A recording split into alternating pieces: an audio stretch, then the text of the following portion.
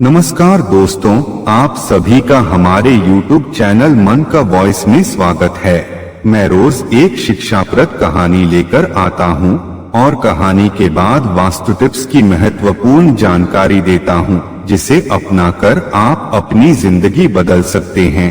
कहानी के अंत में वास्तु शास्त्र की जानकारी अवश्य देखें। हम अक्सर कहानियों में सुनते हैं कि किसी राज्य में बहुत दयालु सुयोग्य प्रजापालक राजा राज्य करता था, लेकिन उस युग में भी अच्छे बुरे राजा होते थे।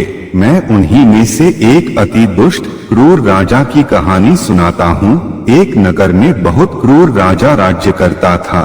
वह बात बात पर अपनी प्रजा पर जुल्म ढाता था। राजा के खिलाफ बोलने वाले को फांसी पर चढ़ा देता था। उसकी इस बुरी आदत से प्रजा परेशान थी। एक दिन कहीं से घूमते हुए ब्राह्मण महात्मा उस नगर में आ पहुंचे।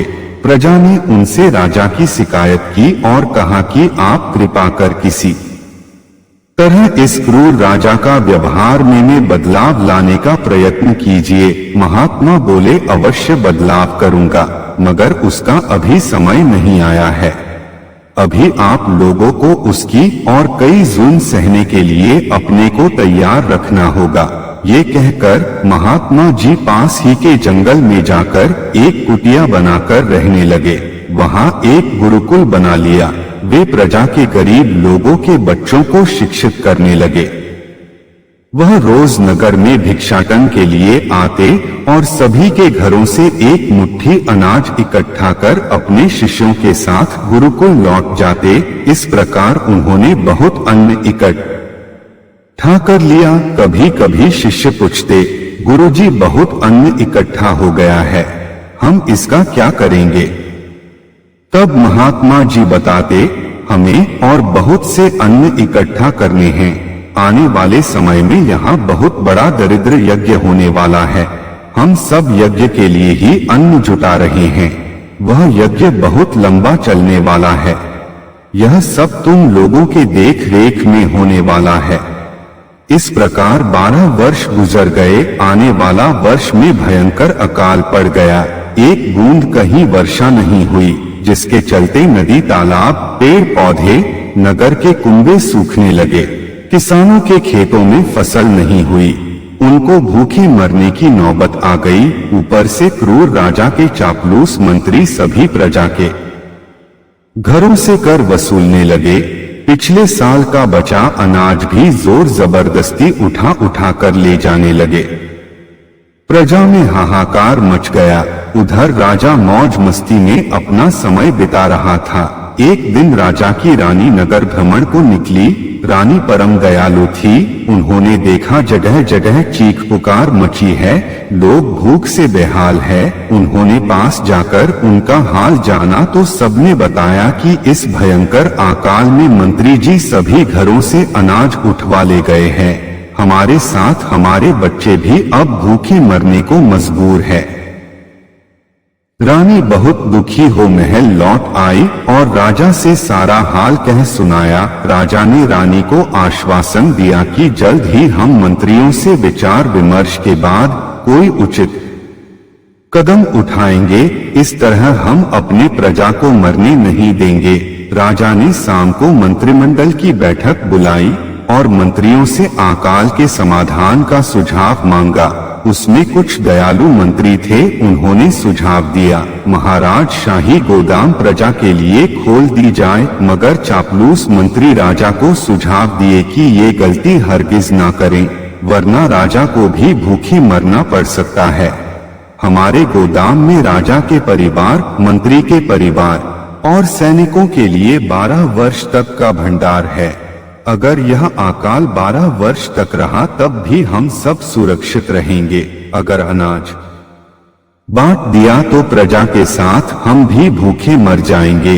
राजा को चापलूस मंत्री की बात अच्छी लगी। बोला, आपकी बात सही है, मगर हम प्रजा की भी अनदेखी नहीं कर सकते। उसके लिए भी कोई अच्छा सा सुझाव दीजिए। तब चापलूस मंत्री ने कहा, हम प्रजा में अच्छे अच्छे भोजन की कहानी सुनाएंगे। इससे प्रजा में भोजन की उम्मीद बंधेगी और उसी के सहारे प्रजा जी लेगी।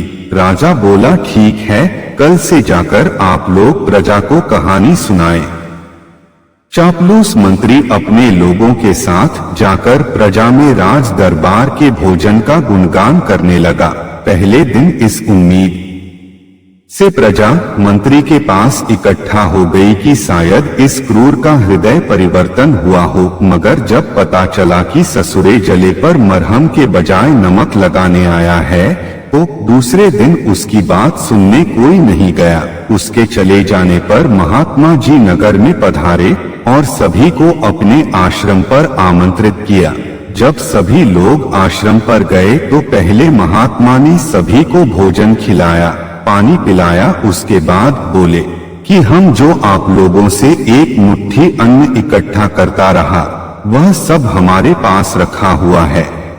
आप चाहें तो वह अनाज अपने अपने घरों में ले जाकर अपना जीवन यापन कर सकते हैं, लेकिन एक शंका है कि कहीं यह बात राजा और उसका चापलूस मंत्री जान गया तो यह अन्न भी उठवा ले जाएगा। आप लोग रोज आश्रम आए, यही बनाए खाएं और फिर पत्नी बच्चों के लिए भोजन लेकर जाएं सबको। महात्मा की बात अच्छी लगी। इस प्रकार कई वर्ष बीत गए, अकाल जाने का नाम ही नहीं ले रहा था, मगर प्रजा को भी कोई परेशानी नहीं थी। धीरे धीरे खबर राजा को भी हुई कि एक महात्मा नगर वासियों को भोजन देता है। राजा उत्सुकता बस देखने का विचार किया। वह महात्मा के आश्रम में गया। संयोग से उसे बहुत प्यास लगी थी। उसने राजा से पानी पीने की जिज्ञासा प्रकट की। तब महात्मा जी पानी की कहानी सुनाने लगे।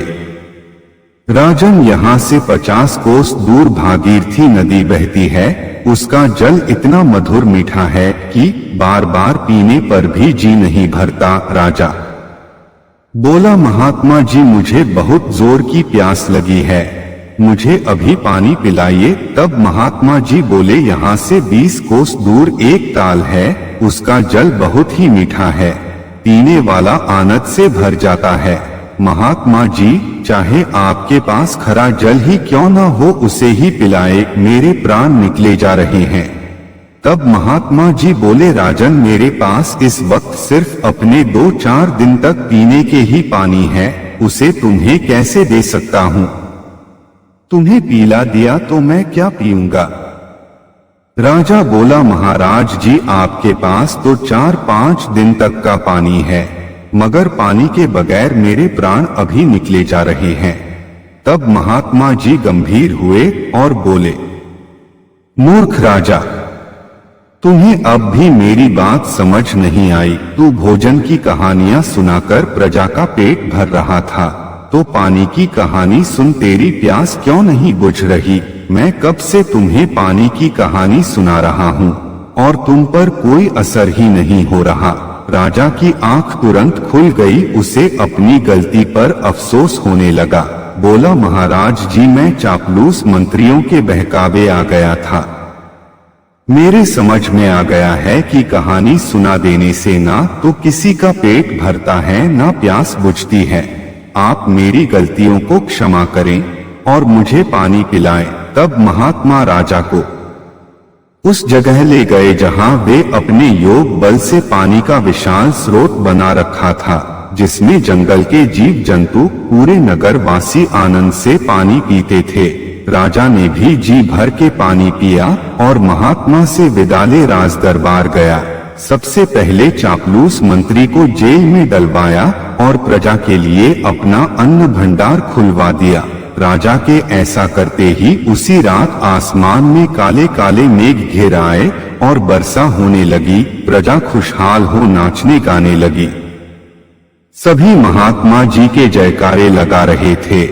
राजा भी अपनी प्रजा के साथ नाच रहा था और महात्मा जी का जयकारा लगा रहा था। जैसा कि हम कहानी के अंत में वास्तु टिप्स की जानकारी देता हूं, तो चलिए शुरू करते हैं। लक्ष्मी जी को अति प्रिय होती हैं। इन 10 आदतों वाली महिलाएं बहुत जल्द बन जाती हैं करोड़पति। मां लक्ष्मी धन की देवी है। जिस पर माता लक्ष्मी की कृपा हो जाती है, महाकंगाल भी करोड़पति बन जाता है। माता लक्ष्मी हर धर्म पारायण स्त्री के साथ रहती हैं, लेकिन स्त्री के कुछ आदतों के कारण उसका साथ छोड़ भी देती है। हिंदू धर्म में स्त्री को देवी का दर्जा दिया गया है। कारण है कि स्त्री भक्ति बहुत ज्यादा करती है, पूजा पाठ पुरुषों से ज्यादा करती है। उनका मन शुद्ध और निर्मल होता है, मगर उनमें कुछ गलत आदतों वाली भी होती है। हालांकि मां लक्ष्मी उन्हीं लोगों की मनोकामनाएं पूरी करती हैं जिनमें विशेष आदतें होती हैं। विशेष रूप से महिलाओं को इन आदतों या नियमों का पालन करना चाहिए। अगर महिलाएं इसे अपनाती हैं तो उन पर मां की कृपा दृष्टि हमेशा बनी रहती है। लेकिन आगे बढ़ने से पहले यदि अभी तक आपने हमारे चैनल को सब्सक्राइब नहीं किया है तो सब्सक्राइब कर लें, लाइक कर लें और कमेंट बॉक्स में राधे राधे जरूर लिखें। मात्र राधे राधे बोल देने से राधा रानी अपने भक्तों की हर मनोरथ पूरा कर देती है। चलिए वीडियो में आगे बढ़ते हैं। नंबर 1, मां लक्ष्मी उन महिलाओं को विशेष पसंद करती हैं जो नियमित रूप से सुबह और शाम नियम पूर्वक घर के मंदिर में पूजा करती हैं, विधि विधान से भोग लगाती है, आरती करती है और प्रसन्न होकर प्रसाद वितरण करती है। नंबर 2, शुक्रवार का व्रत रखने वाली स्त्री पर माता लक्ष्मी की कृपा हमेशा बनी रहती है। नंबर 3, घर में कन्या के जन्म पर जो महिलाएं उत्सव मनाती है, कहा जाता है कि बालिकाएं स्वयं मां लक्ष्मी का ही एक रूप होती हैं। अगर महिलाएं अपने घर की छोटी बच्चियों से प्यार करती हैं और उन्हें बोझ नहीं समझती हैं, तो माता लक्ष्मी अति प्रसन्न हो उस घर में निवास करती है। कभी धन दौलत की कमी उस घर में नहीं होती। नंबर 4, जिस स्त्री की गोद शादी के बहुत साल बाद तक सुनी है, उन्हें शुक्रवार के दिन माता लक्ष्मी की पूजा घी के दीपक जलाकर करनी चाहिए। माता रानी बहुत जल्द धन दौलत के साथ गोद भी भर देती है। नंबर 5, जो महिलाएं अपने घर परिवार में शाकाहार को अपनाती है, जीव हिंसा नहीं होने देती है, सभी जीवों पर दया दिखती है, उन पर लक्ष्मी जी की कृपा अधिक होती है। शुक्रवार को मां लक्ष्मी का दिन है। इस दिन सभी को घर में मांस, मछली और अंडे खाने वाले सभी हिंदू परिवार को इसका त्याग करने का माता के सामने शपथ लेनी चाहिए कि कभी जीव हिंसा नहीं करूंगा। माता रानी उन पर भी कृपा कर देती है। नंबर 6, शुक्रवार के दिन 7 या 9 कुमारी कन्याओं को स्वादिष्ट पकवान बनाकर भोजन कराती है और उन्हें उपहार में रुपए, पैसे या वस्त्र देती है।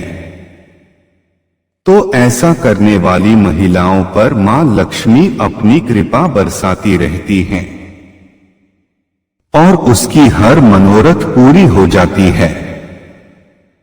नंबर 7, जो स्त्री अपने माता पिता की तरह अपने सासू ससुर की देखभाल करती है, वृद्धा हो जाने पर उनकी मन से बिना कोई शिकायत किए सेवा करती है, तो मां लक्ष्मी को ऐसी महिलाएं बहुत पसंद होती हैं जो अपने से बड़ों का सम्मान करती हैं। उनके आचरण को देखकर मां इतनी प्रसन्न होती हैं कि उसकी बिगड़ी किस्मत को सौभाग्य में बदल देती है।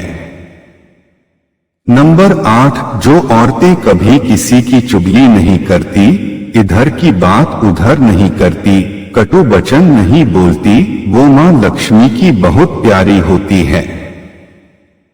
ऐसे में माता लक्ष्मी कभी भी पैसों की, धन दौलत की कमी नहीं होने देती हैं।